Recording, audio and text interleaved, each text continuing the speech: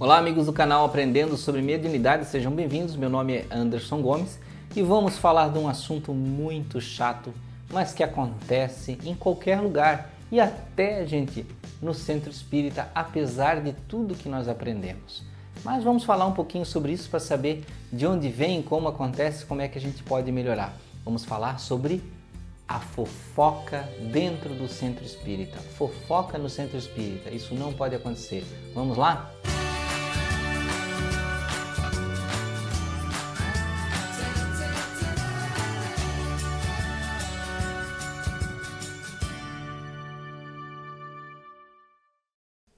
Bem, amigos, sejam bem-vindos ao canal, sejam bem-vindos a mais um vídeo e vamos direto ao assunto, que é sobre a fofoca no centro espírita. Depois, se você gostar, você curte o vídeo, compartilha com os amigos, assiste lá no centro espírita, Coloca lá para o pessoal, que é muito importante.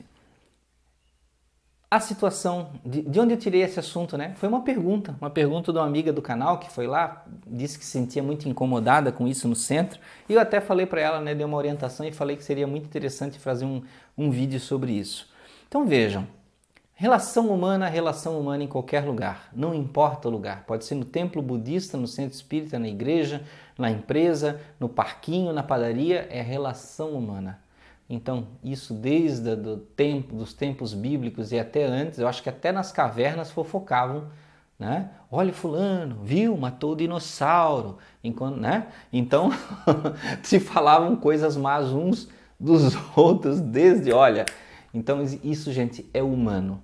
Mas o fato de ser humano não quer dizer que nós temos que levar isso para frente, porque se nós caminhamos desde o tempo das cavernas até agora e mudamos diversos comportamentos sociais, até hoje, nós temos a capacidade de mudar isso também. Fazer o comentário da fofoca, falar de alguém quando essa pessoa não está presente. E pior, não é falar de alguém. Falar de alguém você pode falar muito bem de uma pessoa, o que não seria uma fofoca.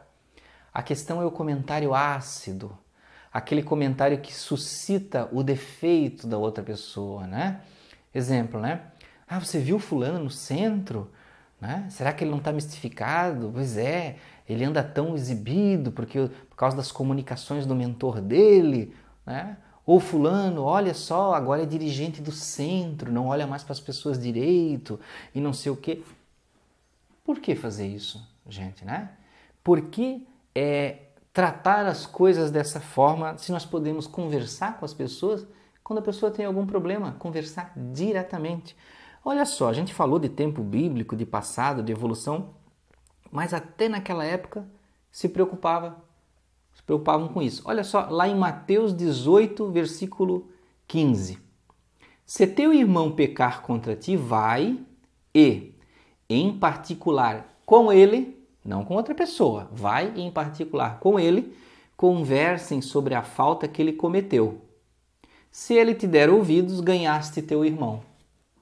Maravilha! Então, se existe um problema com aquela pessoa, seja dela com outra, uma situação que ela está prejudicando o meio comum ou até com você, conversa com aquela pessoa, só com ela e em particular. Não precisa chamar na frente de todo mundo. Aí Mateus continua aqui. Se ele te der ouvidos, ganhaste teu irmão. Porém, se ele não te der atenção, leva contigo mais uma ou duas pessoas, para que pelo depoimento de 2 ou 3 testemunhas, qualquer acusação seja confirmada. Então você vai levar outras pessoas para também tentar convencer ele. Contudo, se ele recusar a considerá-los, dizei à igreja. E então, se ele negasse também a ouvir, a igreja trata-o como pagão ou publicano. Então era uma forma de se tratar as coisas. Primeiro eu converso com ele, depois eu levo outras pessoas para falar com ele e depois todo o grupo para conversar com ele. Não você conversar com outra pessoa escondido sobre aquela pessoa ou com outro grupo escondido ou na reunião do centro, quando estiver acontecendo, aproveitar que aquela pessoa não veio para falar dela. Então, principalmente nós, como espíritas, que buscamos a evolução, o entendimento moral do Cristo, das coisas que estão no Evangelho segundo o Espiritismo, nós temos que exercitar isso, aprender isso, de quando nós temos um problema, levar esse problema para a pessoa e conversar com ela diretamente se está ocorrendo alguma coisa que nos incomoda ou incomoda o grupo, de nós resolvermos. Porque se fica se alimentando isso só nessas conversas, a situação não se resolve nunca e fica como uma bola de neve crescendo cada vez mais. E digo mais para vocês uma situação bem importante. Quando nós trabalhamos em centro espírita, principalmente em reunião mediúnica, tem espíritos que não gostam da nossa atuação. Por quê? Nós estamos ajudando espíritos que eram escravizados por eles, ou que estavam presos em algum lugar, ou nós estamos tratando o obsidiado deles. Estes espíritos podem nos observar no dia a dia, de forma a querer nos prejudicar, a nos pegar pela nossa própria falha. Eles não vão tentar uma coisa que a gente não tem tendência. Eles vão buscar a nossa má tendência para nos derrubar. Então, se você tem a tendência da maledicência, da fofoca, ele vai te instigar mais ainda. Para quê? Para chegar em algum momento você ser exposto de alguma forma e que para haver a perda de confiança. E digo mais ainda, isso muitas vezes acontece em grupos inteiros num centro espírita, de forma a dissolver o centro espírita, de forma a destruir e a casa fechar. Porque aí o que vai acontecer? Cada vez mais um participante vai ficar com desconfiança do outro. E da desconfiança vem a raiva, vem a revolta, vem o egoísmo, e daqui a pouco um está indo embora, o outro está indo embora, daqui a pouco a casa fechou.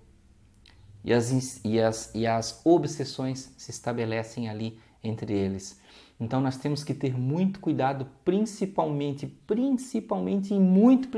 gente, quando acontece dentro do centro espírita. Porque além da nossa má tendência, não é culpa do espírito. O espírito só vai usar a ferramenta que a gente deu. A nossa má tendência vai dar a ferramenta para os espíritos trabalharem em favor do mal. E nós só vamos nos sentir mais confortáveis em aceitar. A gente vai sentir até gostoso. Não tem gente que fala assim, né? Vai contar uma fofoca, fica, que delícia, que ele não sabe ainda, vou contar para ele, vou ser o primeiro que vai falar. Tem gente que curte, né? Curte ser o primeiro que foi lá e contou. Parece que ganha até um troféu, né? Se sente bem. Mas o que é isso? É aquela energia maléfica que circula, que preenche o teu ego e você sente o teu ego fortalecido. Um ego negativo, né? Uma coisa ruim e que te deixa com elos mais fortes com os espíritos negativos. Então, gente, vamos cortar isso, vamos acabar com isso. Quando chegar aquele momento de vou falar a fofoca, eu vou contar isso, não conte. A não ser que seja diante da pessoa para resolver o problema exatamente. E se tem outras pessoas falando e você chegou no lugar, gente, vamos desviar o assunto, estamos no centro, vamos ser realistas, chegar ali e falar, olha, aqui é um centro espírita, gente, não é por aí. Ou então vamos chamar aquela pessoa, vocês querem que chame aquela pessoa?